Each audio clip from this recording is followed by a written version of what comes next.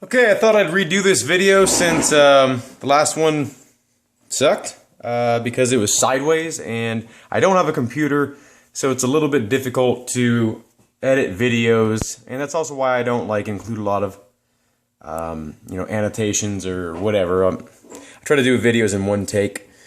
So this is my WeTech Glock replica of the Glock 27. It is not a Glock. It's not licensed by Glock or anything. But it's 100% supposed to be a Glock. They'll say it won't. It's not. But but I mean, look at it. Anyway, so I haven't modified this at all. I'm keeping it 100% stock until something breaks.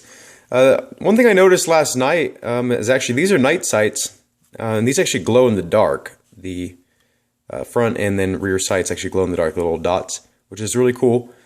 It's modeled after a Gen 4, as you can see by the textured grip here, and also the fact that it says Gen 4 on there. It has the sort of competition style slide release. Typically, when I use a Glock, I don't actually use that as a slide release. I actually power stroke it, or whatever you'd want to call it, for two reasons. One, because I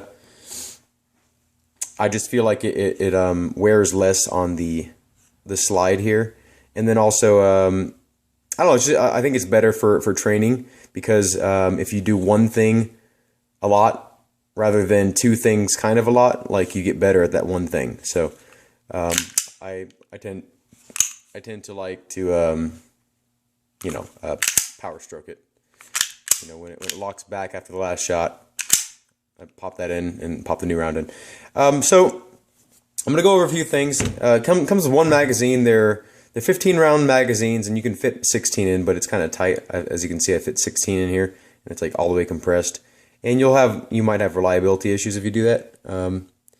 But I'm gonna test it out in a second here. They come with this base plate, and I actually found this base plate on the ground. It's off, I'm guessing, at Timberwolf.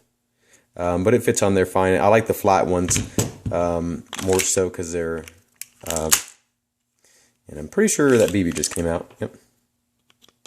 So there's your answer right there. Not supposed to be 16. But this is the base plate that comes with it. And then this is the one, and they're interchangeable. And I'm pretty sure you can use real steel ones and just drill out the bottom here. Very easy to work on. You just pop this thing with your finger, and you can, if you have long enough fingernails. If you don't, then you can just use something, and you can access, the valve, obviously, or a little bit better, and also the screw that kind of holds everything together. And then this actually just stays in place. So we'll slide that back on, and I put this lower profile base plate on here for one reason. One is because I bought this to train, because I do have a real steel Glock, and this is the closest I could get to the Glock 42. The Glock 42 is a 380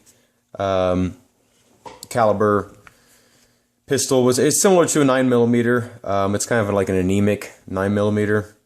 It's probably the lowest caliber you'd want to use for personal defense, and it's been studied, and statistically it's not the greatest for self-defense, but just the overall size of the Glock 42 is the reason I chose it, actually.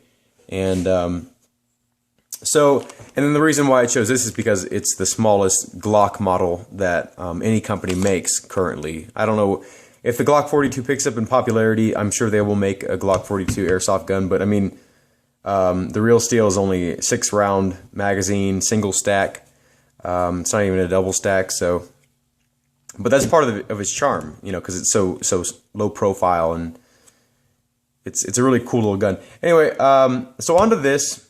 I've been testing this. I've only had one, I guess you'd call it malfunction, and I've had this for about a week or so, maybe 2 weeks. I don't know. I lose track of time pretty quick. As you can see, it already has a little bit of wear from the cycling. See how it kind of slides under there and right in that little location. It came to me completely bone dry. If you're familiar with Glocks, these little levers right here on each side, you pull these down and you push forward. And, let's get the cock it first. And then you can release the upper from the lower.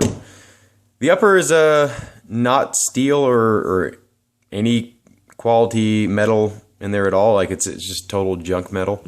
I can tell this is going to wear very quickly. They have replicated the dual spring system, the dual recoil spring system for the Gen 4s, which is kind of cool. And there's not a whole lot of tension on it, but especially like when you rack the slide, there's not a whole lot of resistance. But it's kind of cool that they included that. I did paint the inner barrel black right here, just so it's. I hated how like that gold popped through. And it's actually starting to wear since it's been in use quite a bit. But as you can see, it's pretty fairly simple gun for basic maintenance. This is just really poorly done. I had to respray paint it because it came to me brand new, like all chewed up from, I guess, someone test cycling it. It does have an adjustable hop up right here, this little wheel right here. I haven't adjusted it. I've just left it stock. It seems to run these Elite Force .28 Bio BBs pretty good from about 70 to 100 feet away. It goes pretty straight, doesn't drop very much. I'll show you, I'll chrono it in a little bit here and show you what we're looking at. I run propane in it. I do not run green gas because I believe it's a huge waste of money. And I rarely put silicone oil in my guns, and they run fine. And anytime I need to put silicone oil on anything, I just literally apply it some sort of heavier weight silicone oil directly in the cylinder, and then whatever it needs, it stays, and then whatever excess oil there is, it quickly spreads itself around the system, or you know, comes to the outside of the gun, and then you can just wipe it off. The trigger pull is, in my opinion, abysmal. I'm not a huge fan of the trigger pull. It's really lightweight. I guess some people would like that, but it's an interesting trigger. It doesn't feel like a Glock trigger to me at all. I guess it would be pretty hard to replicate every aspect of the real gun. And as you can see, like, it's more of a hammer than it is a and it's got some pretty good spring tension on the hammer itself, but it's obviously not a, you know, striker fire system, because I mean that, you know, it's not a real gun. But I believe the front sight is removable. Yeah, it is. So you can remove the front sight and change it out, and you can also adjust or replace the rear sight. I know you can get. I shouldn't say I know you can get, but I know you can get some upgrades for the, you know, the cylinder and things, and make it either higher pressure or whatnot. You can also get steel slides for these from RA Tech, and I haven't tested them, but I'm assuming that they would add more recoil, less gas efficiency. But I mean, in my opinion, I don't really believe that these are worth upgrading, just simply for the fact that the internal frame is such a low quality metal. I mean, I've just started using this, and you can see wear marks on the guide, the tracks or whatever, and I just don't believe it's high quality enough to upgrade. The reason why I decided to invest a little bit more into the gun and get another mag is because I have two mags for my my Glock 42, so I'm practicing mag changes and you know, drawing from your pocket, or, you know, wherever you put the gun. I've just been practicing some things. So as far as yeah, the basic components, this is actually a safety as well. So when you Oh, I guess it has to be cocked. Let's see. No? I don't know. This is a safety though. I don't know why it's not working right now. Maybe I'm just, I don't know. But that is a safety in case you're worried about it for, if you're going to buy it for your kid or something. If you're worried about having a safety. Really, this is a dual stage trigger, whatever you want to call it. If it's cocked, you know, unless you physically pull down on this little trigger, which doesn't really help that much in terms of safety, because if something's on the trigger right here, most likely it's going to guide itself to that location on the trigger. So I'm not really sold on these triggers, but your biggest safety is right here. You know, pretty much don't pull the trigger and it won't go off for the most part, unless you have a really weak, unless your hammer or something is really worn and you know, drop it and, you know, the hammer goes forward and fires. I don't know if this is compatible with anything real steel. Possibly the slide release is, you know, maybe you could use something off there. Maybe the takedown levers, or, you know, I don't really think there's much you can use off of a real gun on this one. I mean, possibly the barrel if you did some milling. I don't know how extensive it would be. I kind of liked how you can. It almost looks like, I don't know if you can see, but it almost looks like it's rifled. Kind of. It kind of emulates a rifled barrel, which is kind of cool. They also do make a steel barrel for this, but again, that's completely unnecessary in terms of it doesn't do anything for the gun really. It just adds weight and then makes your gun less efficient. Now a steel slide, if you're looking for recoil, I'd imagine that would do something. Again, I have not tested it, and I don't plan to. I don't plan on upgrading this gun. It's just not worth it to me.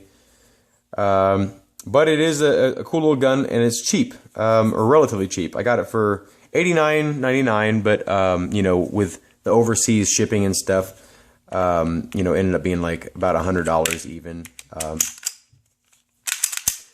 So yeah, again, the trigger pull, like, so once it gets to right here, it stays, and you have to like physically push the trigger forward.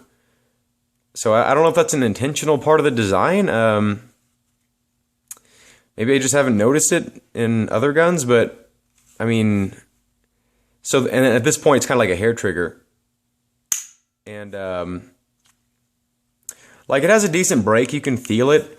I just wish it was stronger. I wish the trigger pull was stronger. And a lot of people will disagree with me and say like a light trigger pull is nice. And once you're shooting it, like actually, you know, once you're shooting it, like you don't notice the trigger really.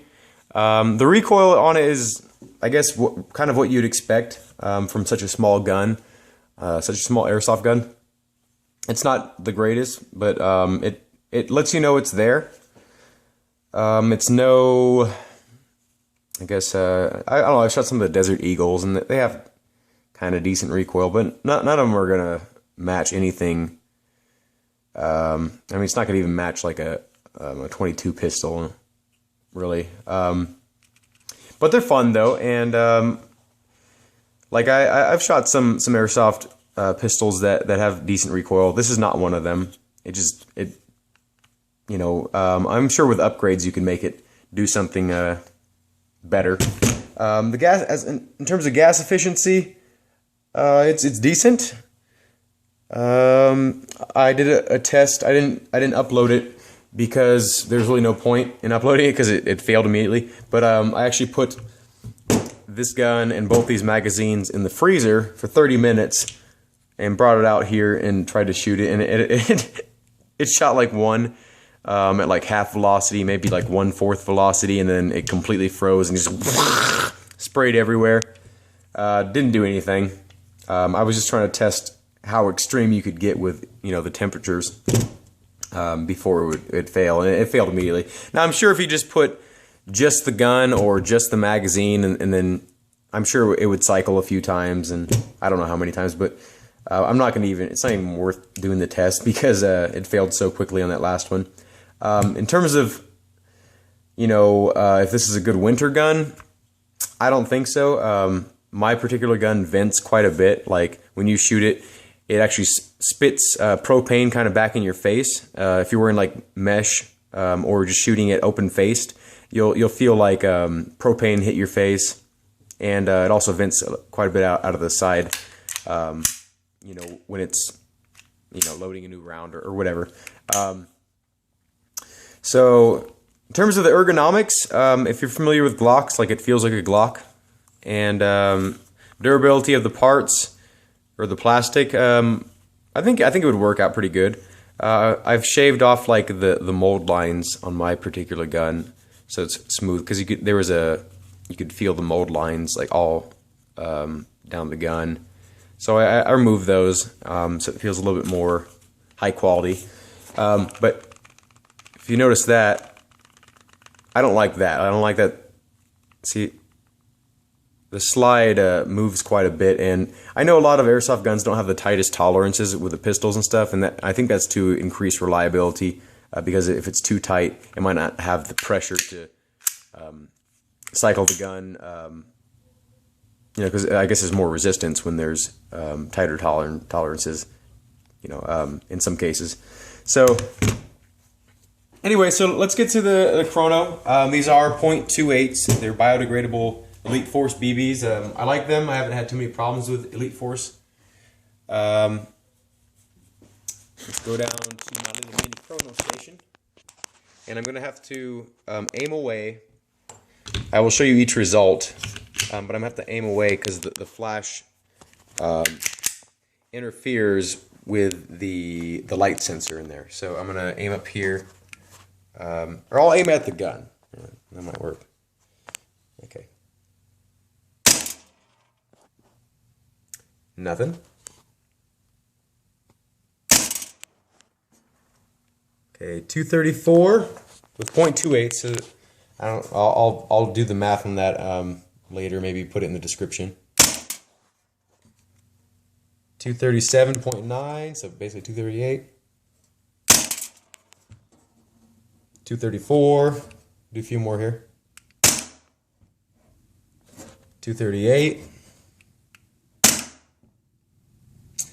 And the Chrono just shut off. I'm not sure why. My batteries are pretty new in this thing. I'll take another shot here. 233. So as you can see, it's very consistent. Let's go ahead and shoot a couple rounds out on the remedial range here. And I got a little mini target set up. It's cold. The skies are gray. I'm going to take a shot from about, this is a pretty CQB range, distance, I should say. So I'm going to be shooting it one-handed, shooting it towards the center.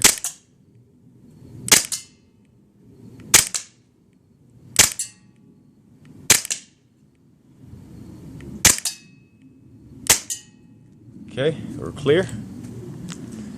Let's see what kind of accuracy we're looking at. So we got 1, 2, 3 on target, and I was aiming towards the center of this thing right here.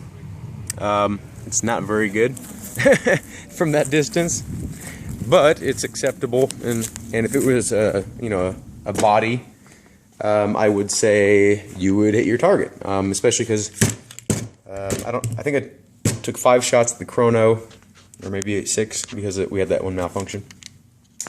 And so let's no, that's kind of weird. I because the magazine releases. Anyway, so this is what it looks like with the extended base plate right there. It looks pretty cool, and it does give you a really decent grip on the gun. And as you can see, the flat one, you would definitely get one less finger. And I don't have big hands, but even with my somewhat smaller hands, you would not get a decent grip on it. So, I mean, that's kind of nice. I do like the comfort of that, but it kind of makes it ruins it kind of for the training. Anyway, so we've done a little bit of chrono. Let's do a quick rapid firing of the gun and see how quickly you can kind of get through a magazine of 15 plus one in the chamber if you'd like, so maybe 16. Let's do check. Even though it's an airsoft gun, the first round is loaded, so this is hot. So let's just shoot some random shit in here. Yep, and it locked back. The last round did not fire anything. So as you could hear, it did kind of decrease in power because of the rapid cooldown. If you were to take the magazine's not very cold. The ambient temperature is 64 degrees right now. Outside, I'd say it's a bit colder. But in terms of gas efficiency, it's decent. You get about at least 2 magazines worth as long as you take your shots. Let it warm up again. And I've gotten, I think, 3 out of it before, taking really slow shots. Let me close this door. Selective shots, like, just take 1 or 2 per every couple seconds. So on a warm day, I'd say this thing would be pretty decent if you got enough magazines. These another reason I got the smallest of the Glocks that Wii makes is it's compatible with all of their Glock magazines. So you can take the smallest, of course, and then you can get the extended 50-round mags that come out to about here, and it'll run just the same. Now, one thing you want to be careful with when you're putting, let me put this back in the little stand here. When you're putting the extended mags or the longer mags than your pistol grip, when you insert the magazine, don't slam it in like you would the stock magazine that comes with it. If you do that with an extended magazine that comes up to here, or even just to here, you're going to smash into the nozzle and possibly break something. And if it's like this, you can slam past certain points in the gun that you can slam the mag and have it go too far, is what I'm saying. And you don't want that.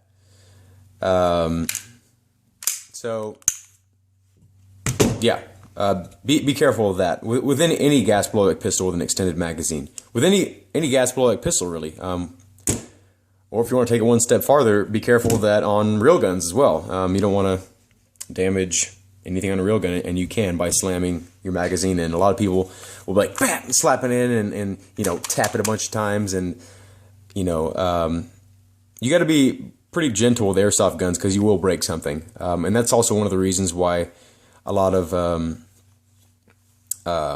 military and police forces, they'll use these for basic training and stuff, but they won't use them for training for quick reloads, because these magazines are expensive and they break very easily if you drop them. Like, you have to repair them, or they could be dangerous too. Like, I don't know how hard you'd have to drop this or throw it down, or how high up it would have to be, or what surface it would have to be. But if you drop this, I would say it's possible it could explode, or maybe because it's high pressure gases inside, and could shoot off some piece of shrapnel, or maybe instead of using tornadoes or whatever, you just throw one of your magazines, and don't do that. This gun also did come with separate back straps, 2 separate back straps, and then also some extra pins and things. So if you have larger hands, you can actually pop one of these on here. And pop the extended pin in, or you can just leave it like that. Really, it's not going anywhere. And get an extra bit of grip on the gun, and it does actually feel really nice. But again, I'm going for smallest possible get this thing off here. Smallest possible package with this gun, and this one's a little bit slimmer. And as I said, it comes with these pins as well, like extended pins. I have no idea what this long pin's for. I don't know. There's nothing on this gun that I see that this is this long.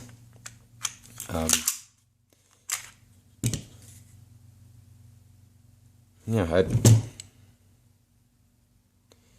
I don't know. I mean, the only thing I could think of it is the guide rod, and this is even too long for it. I'm thinking maybe this is just like a standard thing that they put in with all their Glocks, and maybe one of their Glocks uses that. I don't know.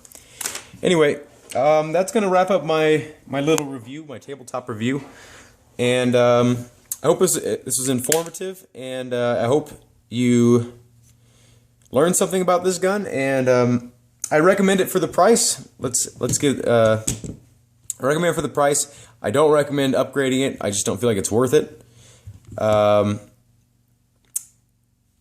You know, I guess if it's your primary, I guess, you know, upgrade the shit out of it. Why not? The gun seems to be decent. The accuracy is not the best, but I mean, you can upgrade to tighter bore barrels, or, you know, extended barrels, and make it more accurate. So that's not really a concern of mine.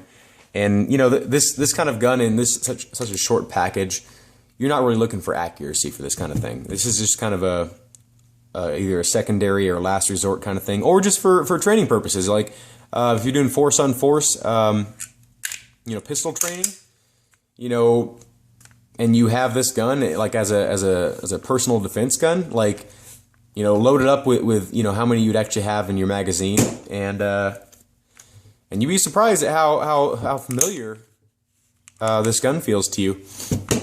And it's so cheap, you know, in terms of ammunition and how to run it and stuff. As long as you're indoors, like, you can go, you know, all year. You could do it in your basement, your garage. I train all the time in my basement, and so it's a great tool for people that want to train with their real guns with airsoft, and do it affordably and you know, safer. So I mean, if you're quick drawing or whatever, and you know, you don't want to shoot yourself in the leg or something, or the foot, you know, while you're trying to do that, and if you do that with this, you know, it's gonna sting, it's gonna hurt, but it's not gonna take your leg off, or, you know, hit an artery or something. So it's a great way to train, especially if you're into real shooting.